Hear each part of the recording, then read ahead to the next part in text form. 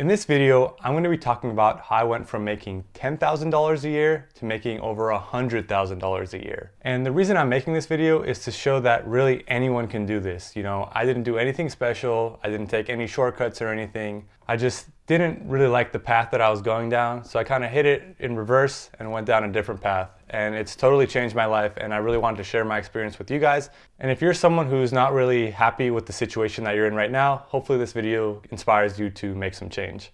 So my journey started back in 2011, so really almost 9 years ago. So this isn't really something that happened overnight. It was something that was really a well thought out process. It was more of a marathon than a sprint.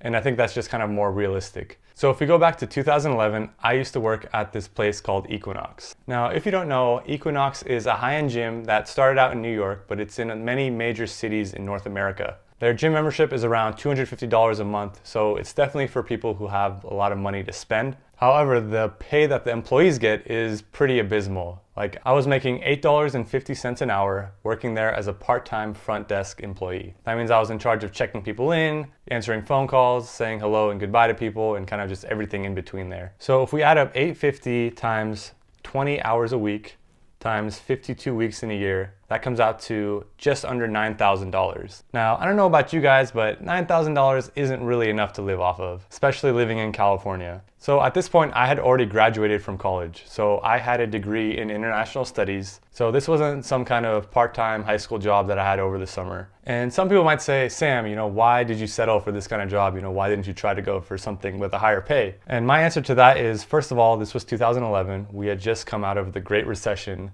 The job market was pretty horrible at the time. Two, with an international studies degree, there's not really a huge job market for that anyways. And number three, I honestly was just not that motivated. I just graduated from college. I was more interested in going out and having fun than making money. So I was there for a few months, and I realized that this wasn't really a salary that would be realistically maintainable long term. So I ended up getting another job at Bank of America as a part-time bank teller.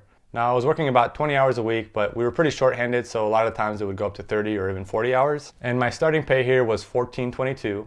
And like I said, I was there for about 2 years, and my pay ended up going about like a quarter to $14.50. Now, $14.50 is still not a lot, but coming from $8.50, I felt like $14.50 was pretty good. So if we do the math on this one, $14.50 times 20 hours a week times 52, this comes out to just over $15,000. So after working there for a couple years, I decided that I really needed to make a change. I wasn't really learning anything, and I just felt very stagnant in my career. So what I ended up doing was I decided to go back to school and get a master's degree in computer science. So I basically quit my job, moved back home, and decided to pursue what I really wanted to do. And it wasn't really about the money, it was more about challenging myself. It was more just seeing if I could do it, coming from my background, which was non-technical, trying to get a master's degree.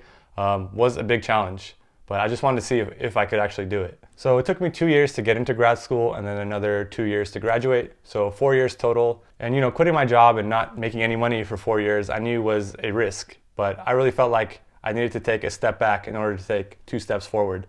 So after my first year of grad school, I ended up landing an internship at Amazon as a software engineer.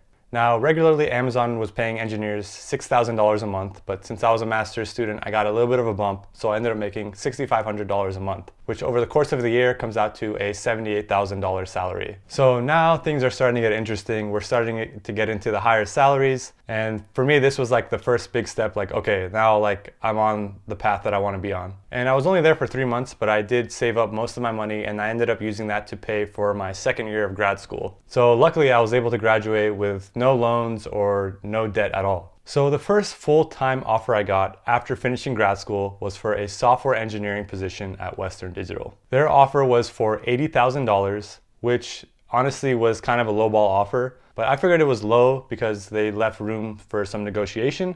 I think I asked for like $90,000 and they just would not budge even $1. So this was kind of a red flag, but I decided to take it because it was the best offer I got. And my plan was just to work there for a year, get some experience, and then find something better. After a few months, they ended up giving all new employees a small bump in salary. So I went up to $83,000. And I was there for a little bit more than a year, and I finished with about $87,000 salary, which going from 80 to 87 in 1 year is actually pretty good. And I was also living in Orange County at the time, so the cost of living is lower than, say, the San Francisco Bay Area, which is where I'm at now. So this takes us to my current job. Now, unfortunately, I can't give away my exact salary because I could actually get fired, and I don't want to get fired, but I do have a solution. So if we go to Glassdoor.com, and if you don't know, Glassdoor is a website where people post their salaries for their specific company, and you can go and see how much a company generally pays for a certain position.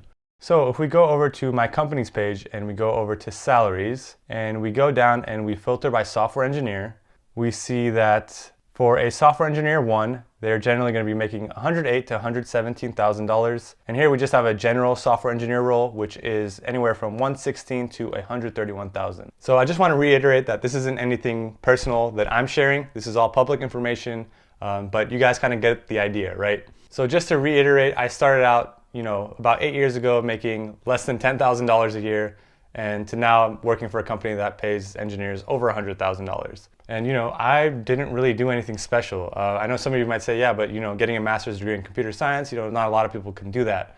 But to be honest, I never really had good grades. In high school, I didn't even have a 2.0. I couldn't even apply to colleges because I didn't meet their minimum requirements. I had to go to community college for 2 years and then transfer to a 4-year college. And even at the 4-year college, I had like a 2.5 that I graduated with. So I never really had a history of getting really great grades. So, my whole life, my grades have been kind of substandard. But when it was time to step up to the plate and deliver, that's when I showed up. And no one really told me to make this change. This all came from within. And if I decided not to do anything, I would probably still be working at that same bank as a bank teller, which there's nothing wrong with that, but I would have been miserable working there. And really making that change kind of really changed the path of my life for the better. So if you guys are thinking about making a career change, if I can do it, really anyone can do it. So I hope this inspires you guys. That's all I wanted to go over in this video. If you guys did enjoy it, please make sure you smash the like button. And if you guys are enjoying the content, please consider subscribing. But as always, thank you guys so much for watching, and I will see you guys in the next video.